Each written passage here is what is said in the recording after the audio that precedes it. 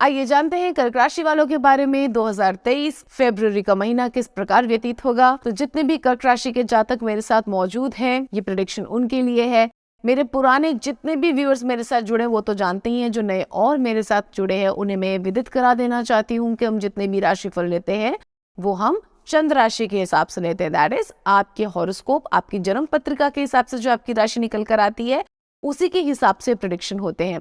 कृपया इसको sun sign से कंफ्यूज मत कीजिएगा।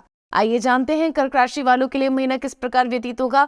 तो ये महीना एफर्ट्स लगा के, बहुत सारा पुरुषार्थ करके विजयी भव पाने वाला महीना, यानी कि रिलेशनशिप हो, शादी करना चाहते हैं तो शादी, घर लेना चाहते हैं तो घर लेना, अच्छा जॉब लेना चाहते हैं तो अच्छी जॉब, बिजनेस में ऊंचाइयां पाना चाहते हैं तो ऊंचाइयां, कोई स्पेसिफिक डील चाहते हैं तो वो, किसी भी प्रकार की श्रेणी हो, अगर उस श्रेणी में आप अपना पुरुषार्थ डालते हैं और एफर्ट दिल से डालते हैं तो आपको वो चीज मिलती नजर आती है, विजयी भव होंगे आप। तो ये बहुत ही पॉजिटिव महीना है आपके लिए, सक्सेस पॉइंट ऑफ व्यू से, धन वृद्धि पॉइंट ऑफ व्यू से, रिलेशनशिप पॉइंट ऑफ व्यू से, चाहे मैरिड अनमैरिड कपल्स हो उसके पॉइंट ऑफ व्यू से।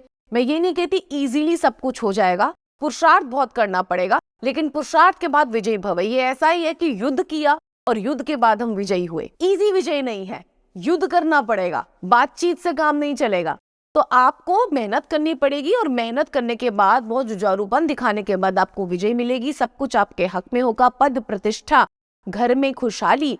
और अगर कोई नया घर लेने की सोच रहा है तो ये महीना आपके लिए बहुत सुखद है। ठीक है, तो ये महीने में ऐसा कुछ नहीं है जो मुझे कर्क राशि वालों को बताना हो। सब कुछ सुंदर नजर आता है और ये सब कुछ प्रभु की असीम कृपा से होता नजर आता है। कुछ ऐसे पुण्य जो आपने पूर्व जीवन में करे हैं कि आपकी कुंडली में तो वो चीज नहीं लिखी थी, लेकिन प्रभु कृपा से वो भाग्य में उपस्थित हो गया, ऐसा है ये महीना। इसलिए वो तो पूंजीभूत हो गए पुण्य, अब और नए पुण्यों को उपार्जन करना है आपने, ताकि आने वाले समय में दोबारा से आप ऐसा सुख उठा सके। इजी। तो मैं आपसे कहना चाहती हूँ कि आप सुंदरकांड का पाठ 3 बार कर लीजिए, ट्यूसडे, सैटरडे, ट्यूसडे। तो मंगलवार, शनिवार और फिर आने वाले मंगलवार को आपने पाठ करना है। और मैं हमेशा अपने सब व्यूअर्स को कहती हूँ, कोई भी पुराण पढ़ना हो, कुछ भी आध्यात्मिक करना हो तो प्लीज पूर्ण रूप से वेजिटेरियन हो जाए, अल्कोहल छोड़ दें, इस प्रकार के पदार्थों का सेवन ना करें, किसी भी तामसी चीज का सेवन नहीं, स्मोकिंग नहीं, टोबैको नहीं, कुछ नहीं। और एग भी नॉनवेज होता है तो कृपया एग को भी छोड़ दें। तो ये महीना आपका बहुत सुंदर व्यतीत होता नजर आता है। ऐसा कुछ खास है ही नहीं जो मुझे आपको और बताना हो। रिलेशनशिप्स अच्छे हैं, थोड़ा सा बातचीत करके ठीक हो जाएगा। शादी करना चाहते हैं, शादी हो जाएगी। कुछ दिमाग में था कि मुझे ये कार्य करना है, मुझे घर लेना है, या मुझे नया बिजनेस शुरू करना है, या मुझे नई जॉब लेनी है, या मुझे लोन सैंक्शन करवाना है, या मुझे कुछ ये करना है। सब कुछ मेहनत करने के बाद हाँ होता नजर आता है। स्टूडेंट्स के लिए भी मेहनत करके अच्छे नंबर लाने वाला योग बना हुआ है। तो मेहनत वाला पार्ट मत भूलिए। यदि आप मेहनत को हटा देंगे तो ये हाँ भी नहीं है। मेहनत करिए और हाँ को ले लीजिए। अब हम आ जाते हैं रोगों पर। तो रोग छोटे मोटे हो सकते हैं, पेट में थोड़ा सा गड़बड़ होने के योग है, लेकिन मुझे लगता है आप उसकी एकदम से चिकित्सा कर लेंगे, पानी अच्छा पी लेंगे, अच्छा खाएंगे और सब कुछ ठीक हो जाएगा।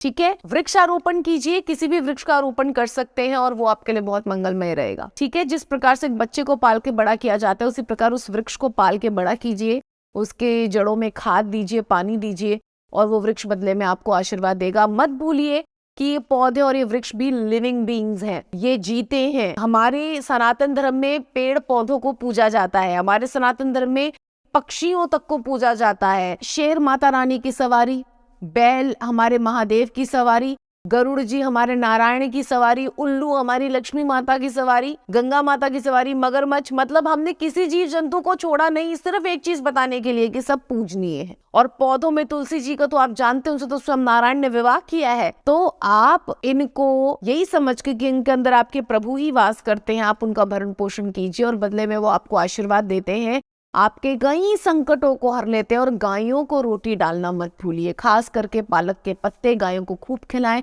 बुधवार के दिन, उससे आपकी जिंदगी के कई अंधकार दूर होते नजर आते हैं। तो अब आ जाते हैं हम लकी कलर की तरफ। तो लकी कलर निस्संदेह रूप से निकल कर आ रहा है पिंक एंड रेड। रेड ऊर्जा का विस्तार करेगा और पिंक प्रेम संबंधों में बनाए रखेगा।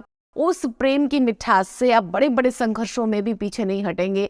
आगे बढ़ेंगे और विजयी भव हो जाएंगे। इन रंगों के पुष्पों को प्रभु को चढ़ाएं और इन रंगों को अपने जीवन में चरितार्थ यूं करें।